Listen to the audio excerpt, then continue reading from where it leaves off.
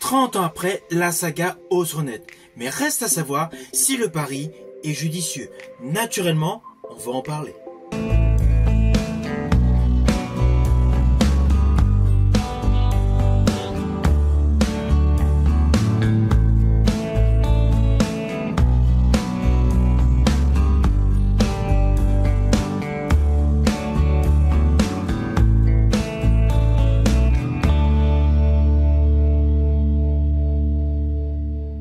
Hello, c'est HR, votre chroniqueur. Alors, comme prévu, lors de mon live, je vais vous parler aujourd'hui du film The Naked Gun, le nouvel opus de la saga des Naked Gun.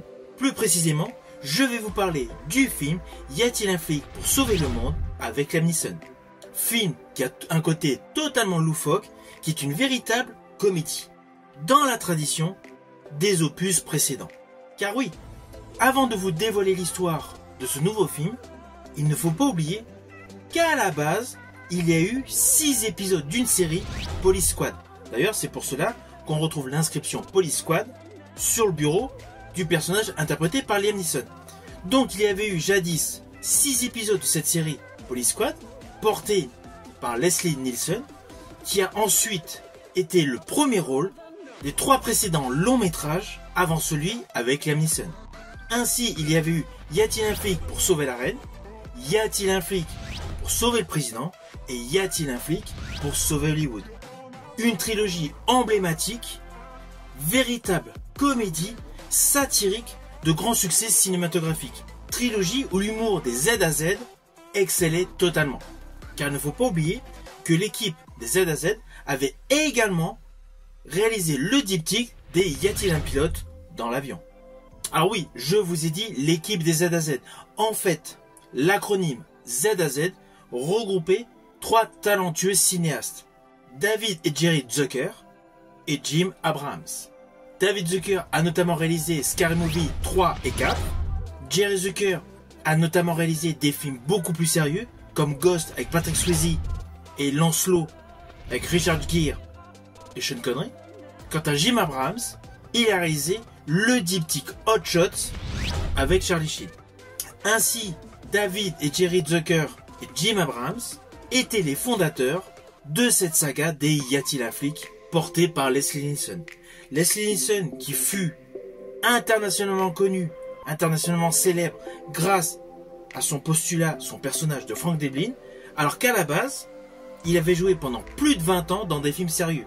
Je pense à Planète Interdite, à la Symphonie des héros, Les fusils du Far West et l'aventure du Poséidon. Mais il fut, pour beaucoup de monde, uniquement le personnage comique, l'agent Frank Drebin. Où justement, dans ce nouvel opus, Liam Neeson, l'action man des Taken, y interprète son fils. D'ailleurs, au tout début de ce film, juste après le braquage qui est totalement stoppé par le personnage interprété par Liam Neeson, c'est ce que vous voyez dans la bande-annonce, il y a une séquence émotion faisant référence justement à l'acteur Leslie Nielsen. Alors ce qui est assez amusant, c'est qu'immédiatement il y a un hommage avec tous les précédents personnages de cette saga, pour naturellement basculer sur un côté loufoque. Ceci dit, comme les anciens films portés par Leslie Nielsen, c'est un film qui mérite plusieurs visionnages, car vous allez apercevoir pas mal de petits détails qu'on ne remarque pas forcément au premier coup d'œil. Car les références cinématographiques, dans ce nouvel opus, comme dans les anciens, sont légion. Mais avant d'aller plus loin dans ces explications, voici l'histoire.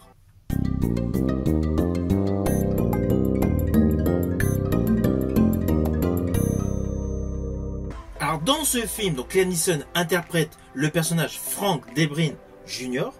Il empêche un casse et à la suite de cela, il s'aperçoit qu'en fait ce braquage était une diversion pour voler une sorte de disque dur appelé Plot Device. Toujours dans le même temps, il y a un homme, un ingénieur dans une voiture électrique qui est retrouvé mort et la sœur de celui-ci, interprétée par Pamela Anderson, demande de l'aide tout simplement au lieutenant de police de Los Angeles, Frank Drebin Jr.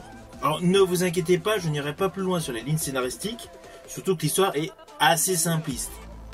Mais voilà, c'est le postulat de base, une histoire assez simpliste, mais blindé d'humour décalé et de références cinématographiques. Car tout au long de ce film, vous allez retrouver pléthore de clins d'œil.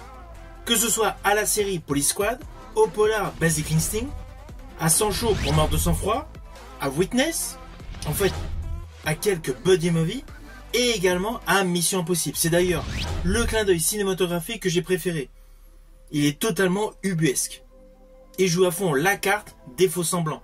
Perso, la scène où la pièce s'ouvre complètement comme dans Mission Impossible, j'ai trouvé cela top ici. Alors il est évident que pour apprécier ce film, il faut aimer le côté décalé, avec des gags visuels d'une totale absurdité, des références et des clins d'œil à des films que vous avez vus, et surtout l'interprétation d'un Liam Neeson totalement antagoniste à sa filmographie. Lui, qui en dehors des Action Man, a tourné pléthore de films extrêmement sérieux, avec des rôles dramatiques, je pense à Silence ou Mission, là, il est totalement désopilant. Avec un registre totalement comique, il retourne toujours la situation à son avantage. Le film est totalement dans la continuité des précédents opus. D'ailleurs, même le générique de fin, on retrouve le fameux gyro sur la voiture de police qu'on avait avant avec le déroulé de texte.